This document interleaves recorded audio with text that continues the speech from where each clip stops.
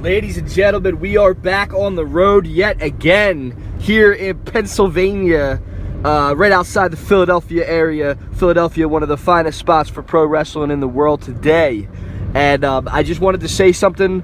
Last podcast that we did, I openly spoke about the WWE stealing society back. And I gotta say, whatever happened last night on Monday Night Raw was absolutely that. Stone Cold Steve Austin being the person who brings it all together for the whole world.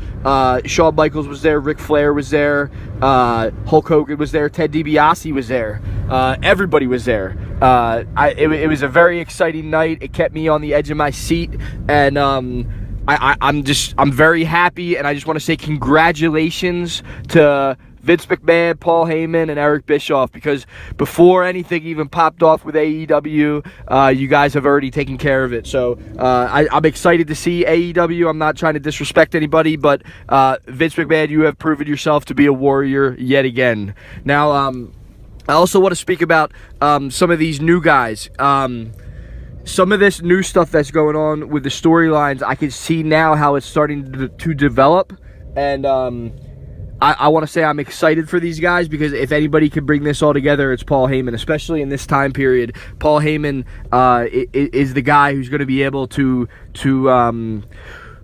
put forth the right, no bullshit kind of attitude in the storylines and in the writing and in the booking especially. I've already noticed a huge difference in the way that matches are flowing and finishing and ending.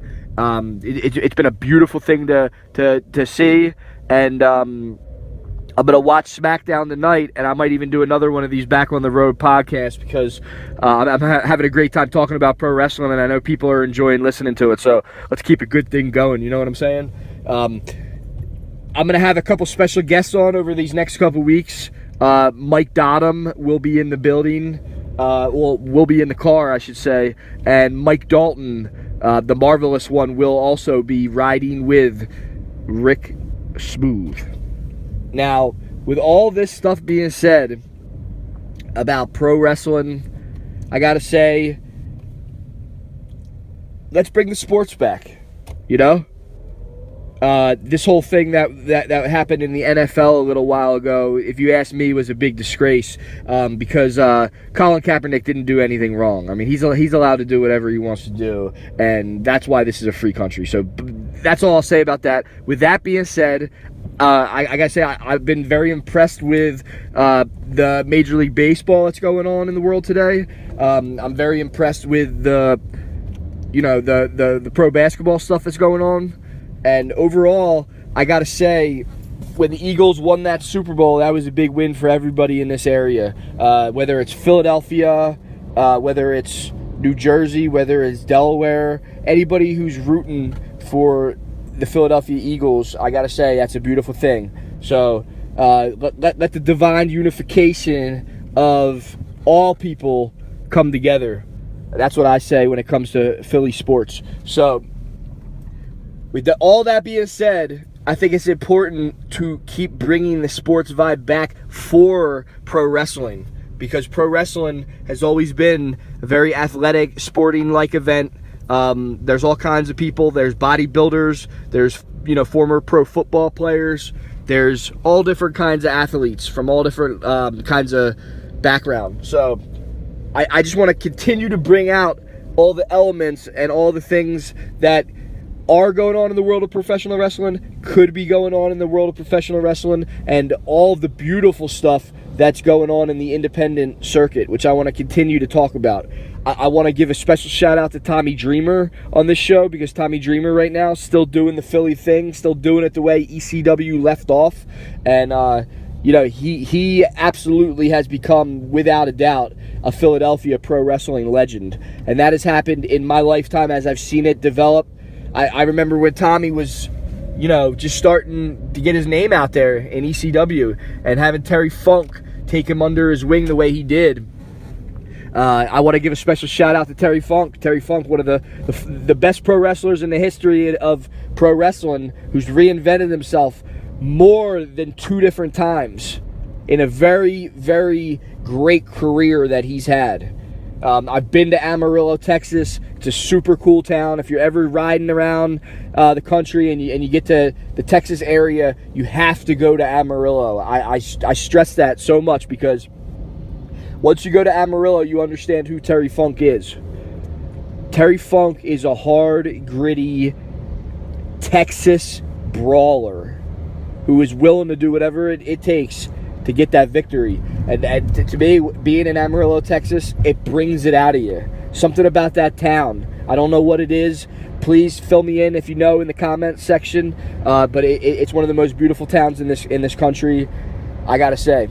So I also want to give a special shout out in Dallas. Dallas is another cool town, which led me to Little Rock and then Memphis. Memphis, a great pro wrestling city. Special shout out to anybody who was involved in the USWA stuff. I want to give a shout out to PG-13. JC Ice, man, you're a crazy motherfucker, man. You're a crazy motherfucker. Special shout out, of course, to Coco Beware, who did a beautiful shoot interview with us. It was an honor to have you on the Pro Wrestling Archives, Coco. If you're out there, I want to say that as a kid, growing up watching you, I was a fan of everybody in the world of professional wrestling, but I have to say that I slept on the fact that you really, really know how to talk on the microphone. Being around you and feeling the electricity of what you do, I now understand why Jesse the Body was putting you over back in the day the way he was. You're an electrifying performer, and I think that anybody would be, anybody would benefit from you working for them. So I would love to see you back in the mix of things, man. Much love. So the Pro Wrestling Archives have been doing a lot of different shoot interviews. And the shoot interviews that have been taking place feature Abdullah the Butcher, Coco Beware, Brian Pillman Jr. Who else did we get? We got David Arquette, which that was an interesting one because, as a big pro wrestling fan, David Arquette is not he's not the most liked person in the world of professional wrestling, but I'd have to say that he has helped out our Pro Wrestling Archives podcast.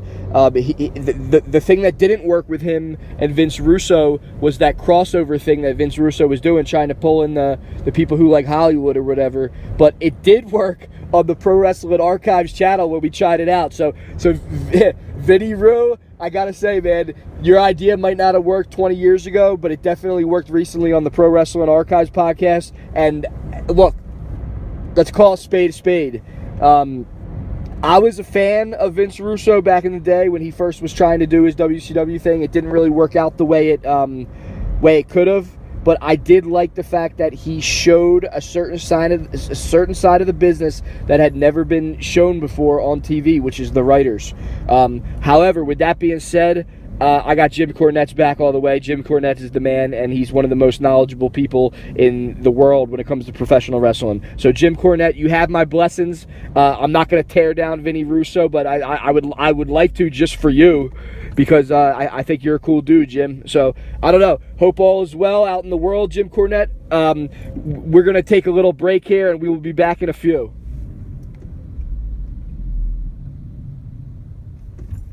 Ladies and gentlemen, we are back here at Pro Wrestling Archives, back on the road.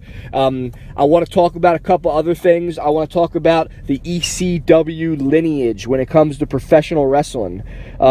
Joel Goodhart, back in the day, I used to go to the Tri-State shows. That was a real cool time period for pro wrestling because those shows were going on around the same time as the Spectrum shows were going on in Philly. So it was nice being able to see the different kinds of professional wrestling in the world, like the Jim Cornette thing, the vanilla and the chocolate. With that being said, Rock and Rebel used to be my trash man on Maryland Drive when I lived in Havertown, Pennsylvania, in Delco. So I would go to them shows and I would see all that wrestling take place. Years later, when ECW started to really make a name for itself, we were watching the public access channels in Philly, and we would see the early, well, when I say early, the stuff right before Barely Legal, so right before they broke, so like late 96 into early 97 we were watching, and seeing guys like the Sandman, seeing guys like Raven or Shane Douglas, or some of these guys really get their break. Taz, some of them guys we saw back in the day for Tri-State. Not all of them, but some of them. So we were really happy to see guys like the Sandman getting over and making it in the world of professional wrestling. And I think, with a guy like him, he might not have gotten the fair shot in the other leagues because he personified Philly so well.